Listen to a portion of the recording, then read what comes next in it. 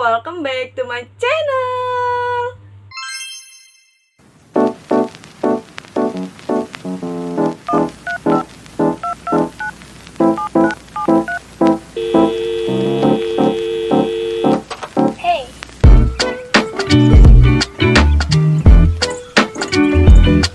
Oke teman-teman semuanya, gimana kabarnya? Semoga selalu baik dan juga semoga selalu diberikan keistiqomahannya untuk selalu berhijrah di jalan Allah. Oke teman-teman, karena sebentar lagi seluruh umat Islam yang ada di dunia akan merayakan Hari Raya Idul Adha. Dan pasti udah nggak asing banget dong dengan acara kurban berkurban ataupun dengan melaksanakan ibadah haji dan mendapatkan keberkahan di Idul Adha.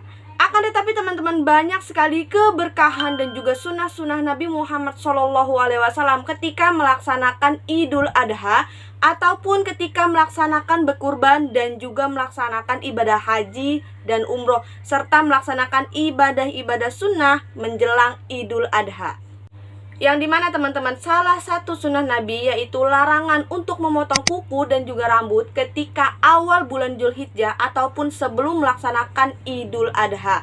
Yang dimana Rasulullah SAW bersabda, siapa saja yang ingin berkurban dan apabila telah memasuki awal Dzulhijjah, maka janganlah ia memotong kuku dan rambutnya sampai ia berkurban. Hadis riwayat Muslim. Oke teman-teman, dari hadis berikut kita bisa ketahui nih bahwasannya siapa saja sih yang harus mengikuti larangan dari Nabi Muhammad SAW ketika ingin memasuki bulan Dzulhijjah dan juga ketika ingin melaksanakan kurban. Oke teman-teman, kita akan ngebahas hukum mengenai larangan memotong kuku dan juga memotong rambut ketika awal bulan Dzulhijjah dan mendekati lebaran Idul Adha. Akan tetapi teman-teman, sebelum kita ngebahas nih sedikit tentang masalah hukum memotong kuku dan juga memotong rambut ketika mendekati awal Dzulhijjah ataupun mendekati Hari Raya Idul Adha, kita akan ngebahas sedikit tentang amalan dan syarat-syarat yang akan dilakukan orang berkurban atau orang yang ingin berkurban. Jadi teman-teman, ada beberapa amalan sunnah yang dianjurkan oleh Nabi Muhammad SAW kepada orang yang ingin berkurban. Tentunya amalan dan juga rukun ini dilakukan ketika awal bulan Dzulhijjah ataupun sebelum melaksanakan lebaran Idul Adha.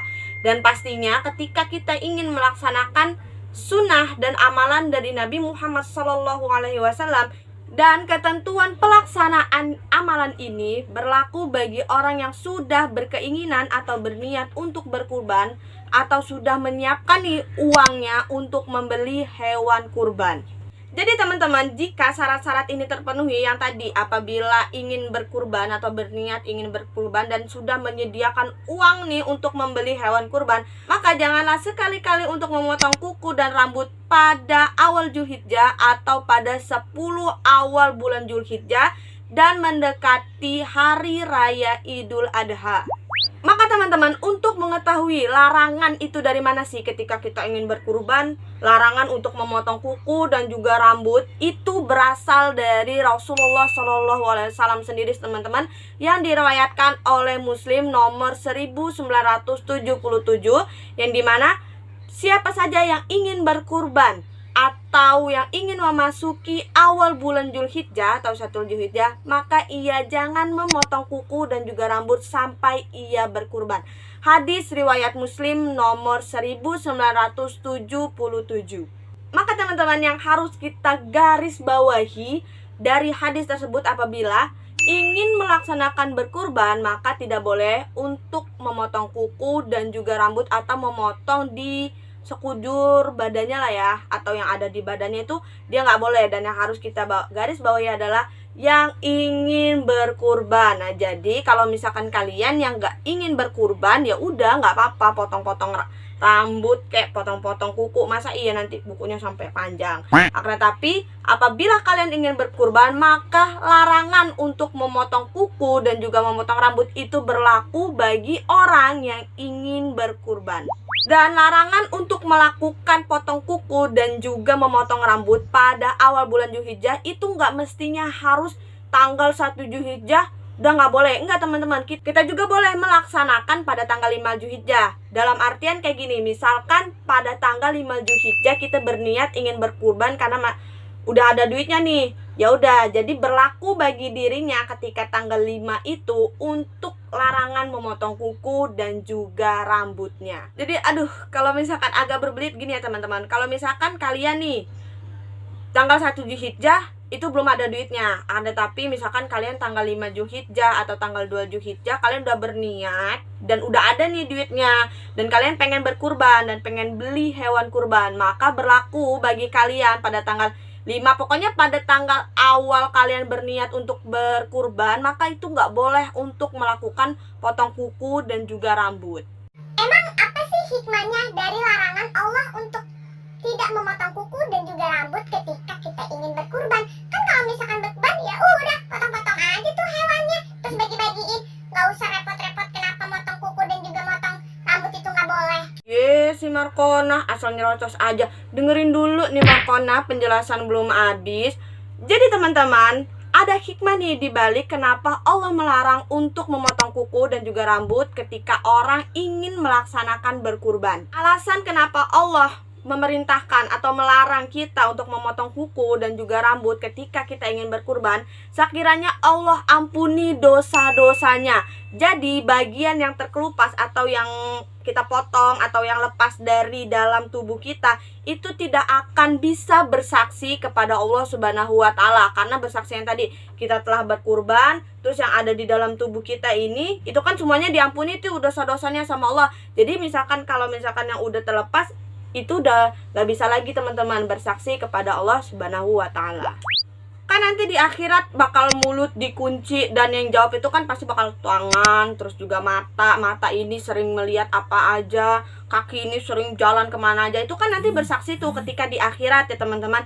Nah, kuku yang terlepas atau kuku yang dipotong ketika dia sebelum berkurban tuh atau pengen berkurban terus dia motong kuku, maka kuku itu tidak akan bisa bersaksi di hadapan Allah Subhanahu wa Ta'ala. Terus apa hukumnya ketika kita melanggar perintah dari Allah Subhanahu wa Ta'ala untuk memotong kuku dan rambut ketika kita ingin berkurban? Hai si Markon, ada aja nih nanyanya. Ya yaudah, oke, kita jelaskan.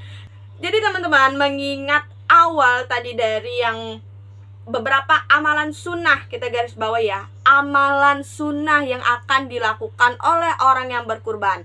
Dan definisi dari sunnah tersebut adalah apabila kita ingin melaksanakan maka mendapatkan pahala. Apabila kita tidak mengerjakan ya sudah tidak apa-apa. Dan kalau apabila kita melanggar larangan dari Allah Subhanahu wa Ta'ala untuk memotong kuku dan juga rambut, yaitu sah-sah aja, akan tetapi hilang nih keberkahan dari kebaikan tersebut. Sayangkan teman-teman kalau misalkan kita kehilangan keberkahan dari kebaikan untuk tidak memotong kuku dan rambut ketika kita ingin berkurban, iya nggak? Jadi ketika kita meninggal, ketika kita mati, terus semua anggota tubuh kita bersaksi, kecuali si kuku ini nih dia pengen bersaksi nih kepada Allah, tetapi tidak bisa, iya nggak teman-teman? Iya. Jadi teman-teman, kesimpulannya adalah larangan untuk memotong kuku dan rambut itu berlaku bagi orang yang ingin berkurban. Jadi misalkan orang yang nggak ingin berkurban ya nggak apa-apa, potong-potong aja, mau potong kuku, potong rambut, potong apa lagi ya udah terserah, nggak apa-apa gitu. Itu berlaku untuk orang yang ingin melaksanakan berkurban. Dan orang yang ingin melaksanakan berkurban itu banyak sekali hikmahnya apabila tidak memotong kuku dan juga rambutnya, karena dosanya diampuni dan anggota yang ada di tubuhnya yang masih menempel itu dapat menjadi saksi ketika dia di akhirat. Dan apabila kita melanggar nih perintah dari Allah, yaitu ketika kita ingin berkurban kita motong kuku dan juga motong rambut, maka hanya hilang pahala kebaikannya teman-teman. Oke teman-teman, mungkin cukup sekian penjelasan dari Ana yang singkat, padat, dan insya Allah jelas ini. Apabila berlibet-libet, Ana mohon maaf banget. Dan kepada Allah Ana mohon ampun. Dan juga Ana ucapkan terima kasih ya kepada yang pas itu ada yang DM Ana dan itu memberikan, oh iya kenapa Ana nggak buat konten ini, kayak gitu. Ya Allah, itu makasih banget ya kepada orang yang telah nanya kayak gitu di DM. Dan makasih semuanya yang udah nonton, dan jangan lupa untuk like, comment, dan subscribe. See you next time. Wassalamualaikum warahmatullahi wabarakatuh. Aduh, ayo kan salah